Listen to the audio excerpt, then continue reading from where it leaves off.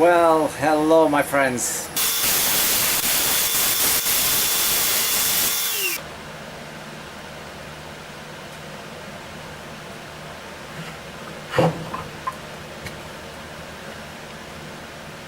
Well, I got this piece of lace wood. It's a little wormy, so I don't know how much of that I'm gonna catch. But I think I should be able to do something fairly clean out of one part of this. This hole goes rather deep, so I want to avoid this one. So I will see.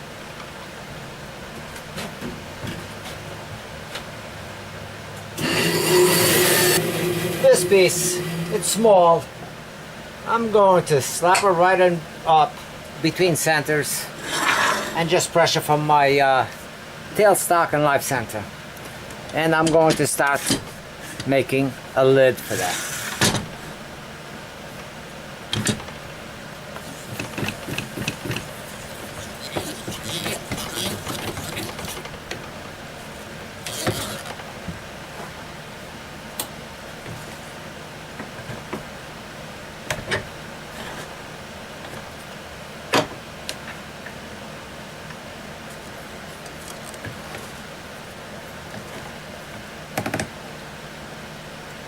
So I'm going to start screwing this up, and with my bowl gouge, just going to go in here, make a tenon, be able to flip it, and maybe make the recess already for the box.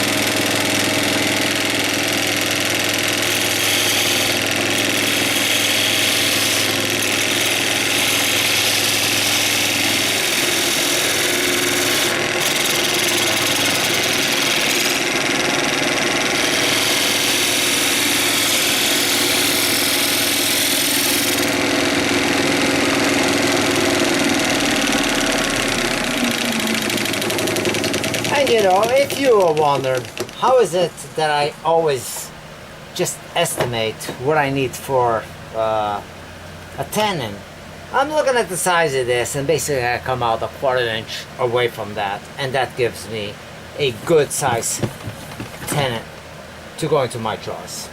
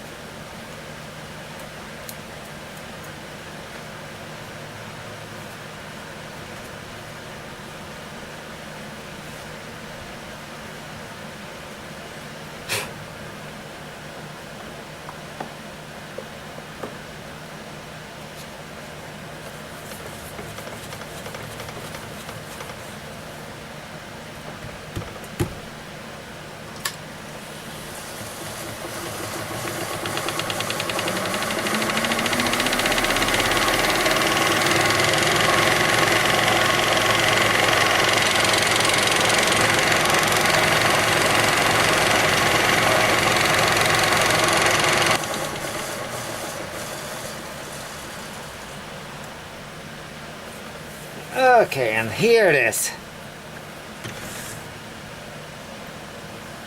So one more thing to do. Boy, that's too bad I got all these wormholes on this, but for this particular case, it actually works well because it's a potpourri box. And being a potpourri box, well, I don't need to make artificial holes on it. I'll just let the natural openings that are created here as the way to get the smell out.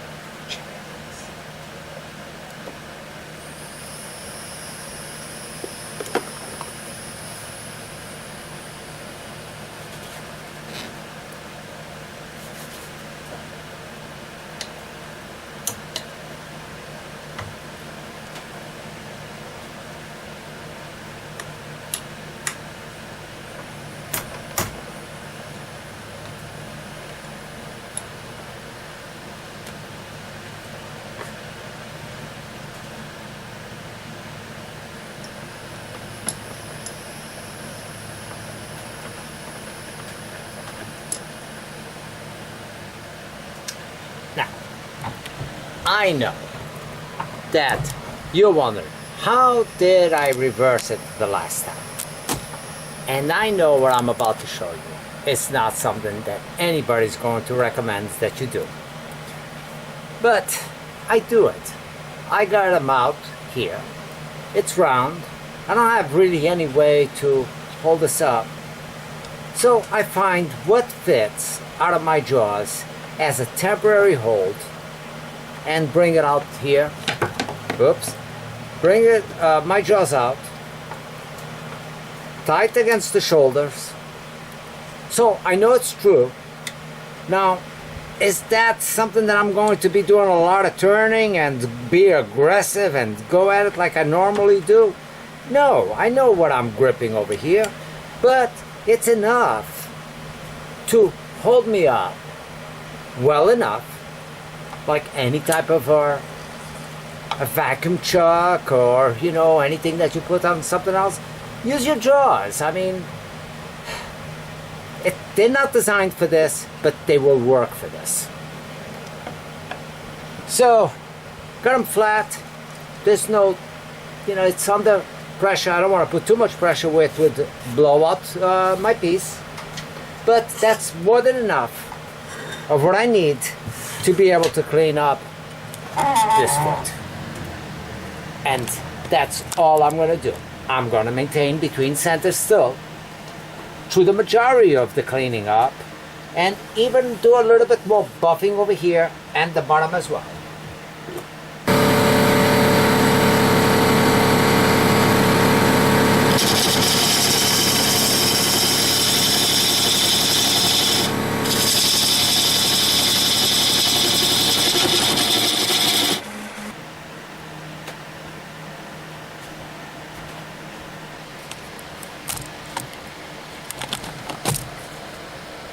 Well, finally, I got something done. And it's about time. And here it is. It's a natural edge cherry potpourri box with the natural holes on the top of the lid, on the wormholes, and it's lace wood. Now, all the lace wood that I got, it's all like this, unfortunately. I don't have any clean pieces. Although I like this sometimes, but it depends on where it falls. For this particular case, I could have done a controlled one with control holes, which actually I wanted to work at. But, you know, with for what it's supposed to do, I mean, I think this, for somebody who likes things natural, as I do, and not saying I don't like them slick and controlled and planned out, so I'm not saying that by any means, but I do like things that happen naturally as well. And for this case, I think it works well with a natural edge, droop over, and the natural holes on the top of the lace wood giving me the lid. I'm sure I could work it a little bit better. Now, the piece on the bottom, the cherry, I actually worked it with the Yorkshire grit. The top of the lid, I didn't put Yorkshire grit. And I think the Yorkshire grit gives me a slicker finish with it than without it. So, something to put in your arsenal if you can. Again, it's like everything else that I always say. It's not that you need it. It's if you can. If you can afford. I mean, it's cheap. It's inexpensive. So it's much more inexpensive than a lot of products you buy to give you a finish. So it's worthy looking at and perhaps order some of this stuff. It's cheaper in the long run probably than sandpaper. I know I spend a fortune on sandpaper. Every time I order sandpaper, it's not shy of $100, you know, to go through the different grits. I mean, I do buy quite a few bags of 25, but still, you know, and this will not eliminate needing sandpaper, so I'm not saying that. But those finer grits, I think that it does an awesome job. I really do. And yeah, I gotta say, this cherry actually looks pretty good. I love the bark going through it as well. You know, it looks really nice with or without the lid. It's just a nice slip-in lid. It's not a tight fit. Just goes in there, but it's a good fit. There's no wiggle whatsoever on it. So here it is, potpourri cherry box. I hope you like it, and don't forget, if you haven't subscribed, please subscribe and comment. Love to hear your comments, and I know that I've been lacking on the responses because of my work schedule, and trust me, only because of my work schedule.